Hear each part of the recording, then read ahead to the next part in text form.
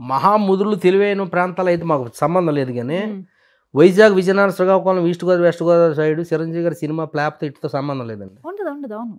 ఆయన సినిమా చూసారంటే వాళ్ళ దృష్టిలో అది ఇట్టే. చాలా ఏరియాలో ఆడిన సినిమాలు కూడా మా ప్రాంతంలో ఇటు సినిమాలే. 60 రోజులు 70 రోజులు కూడా ఆడినాయి. అది ఏముంది, ఆయన ఫైట్లు చేసాడా, డాన్స్ చేసాడు, అయిపోయింది సినిమా మాకు ఇట్. ఇంకా అంతే, ఇక కథ గదా ఏ అవసరం లేదు మాకు. ఫైట్లు కావాలి, డాన్సులు కావాలి అంతే. బాంబులు ఎగిరినాయా, గుర్రాల మీద వచ్చాడా, గన్నలతో కాల్చాడా, ఇక ఫైట్లా డాన్సులు ఎరగ తీసాడు అయినా అంతే, అయిపోయింది సినిమా. చాలా ఇంకేం కావాలి మనకే అనేసి ఇక అంతే కదండి. ఒక సర్కస్కి వెళ్తే ఏం చూస్తాం మనం? సర్కస్ ని చూస్తాం. కథ కథలు ఏమి ఉండదు కదా. ఉండదు. చిరంజీవి గారి సినిమా కూడా అంతే.